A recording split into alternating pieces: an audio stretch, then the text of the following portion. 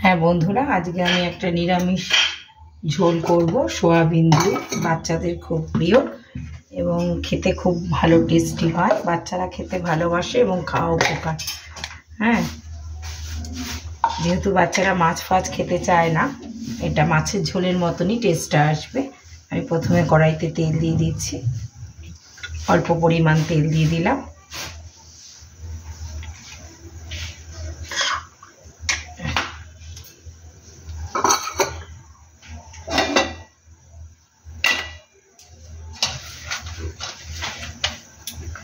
তেলটা তেতে যাক, চিমনিটা চালিয়ে দিচ্ছি।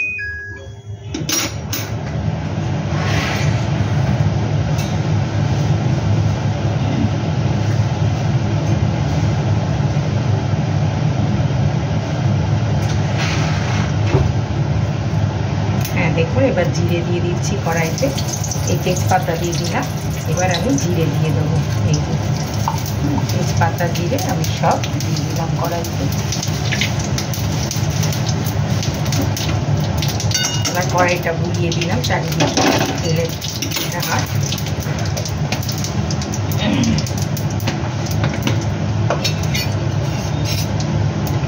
এই যে দেখুন, পাঁচমিশালি তরকারি, যেমন ডাঁটা, গাজর, আলু, পটল, হ্যাঁ, ঝিঙে, সব রকম দিয়ে, ডাঁটা, গাজর, আলু, পটল, ঝিঙে সব দিয়ে দিলাম।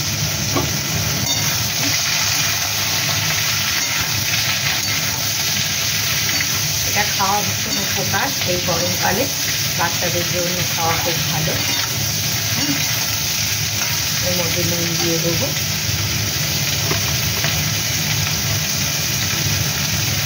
সব রকম সবজি, 8 রকম সবজি দিয়ে এটা তৈরি।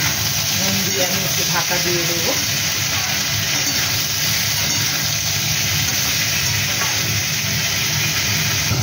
হ্যাঁ বন্ধুরা দেখুন, এই যে পর্যায়ে ভাজা ভাজা হচ্ছে। দেখুন, এর মধ্যে ডাঁটা আছে, গাজর আছে, পটল আছে, ঝিঙে আছে। বাচ্চারা একদম খেতে চায় না, কিন্তু এগুলো এইভাবে করে দিলে দেখুন বাচ্চারা খাবে। হ্যাঁ, এর মধ্যে হলুদ দিয়ে দিলাম, হালকা পাতলা ঝোল এই গরমের জন্য। সামান্য একটু লঙ্কার গুঁড়ো দেবো, একদম কম, 1 ফোঁটা লঙ্কার গুঁড়ো, 2-4টে কাঁচা লঙ্কা চেরা,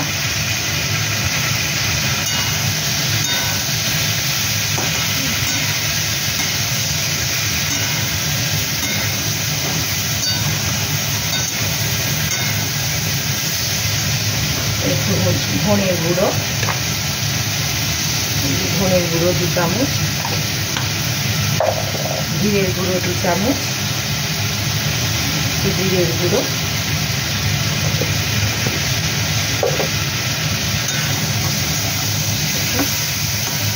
এবার আমি সেদ্ধ করে রাখা সয়াবিনগুলো দিয়ে দেবো। এই যে সেদ্ধ করে রাখা সয়াবিনগুলো আমি দিয়ে দেবো।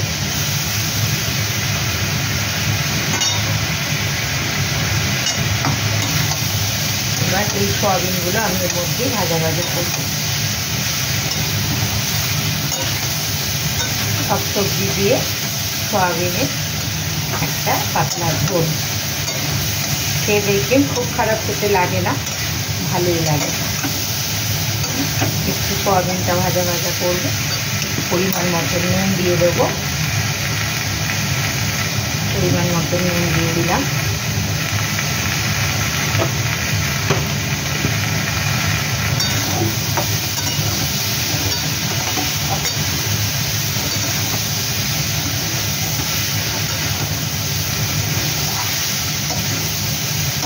পরিমাণ মতো নুন দিয়ে দিই। আর একটু চিনি দিয়ে দেবো, মাপ মতন চিনি, একটু চিনি দিয়ে দিলাম।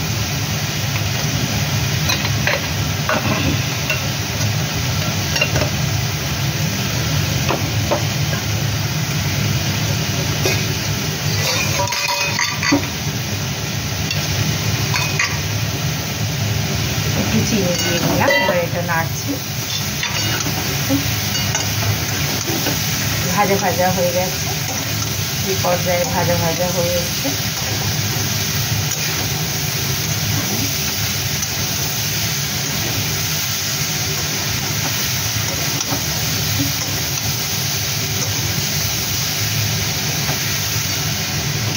এবার আমি জল ঢেলে দেবো। এটা ঝোল হবে, সয়াবিনের তরকারি না, এটা একটা সয়াবিন দিয়ে পাঁচমিশালি, এটা পাতলাই হবে।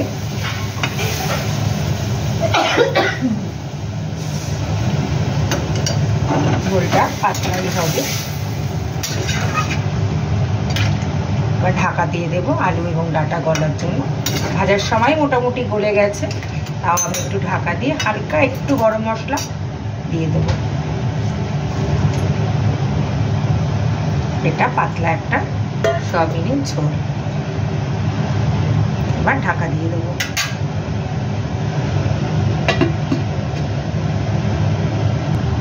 হ্যাঁ দেখুন বন্ধুরা, ঝোলটা আমার এই পর্যায়ে এসছে। আগেও বলেছি এটা একটু পাতলা ঝোলই হবে, তাহলে খেতে ভালো হবে। এবার আমি এর মধ্যে হালকা গরম মশলা দেবো, বেশি না, সামান্য গরম মশলা দেব।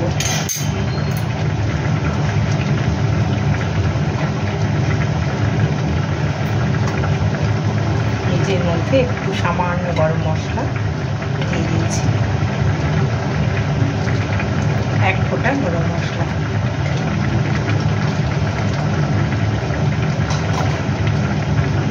আপনারা দিতেও পারেন, নাও দিতে পারেন। এবার আমি এটা নামিয়ে ফেলবো, আমার ঝোলটা কমপ্লিট হয়ে গেছে। ওদিকে আমি একটু চাটনি বসিয়েছি, চাটনিটা ঘন ঘন করছি।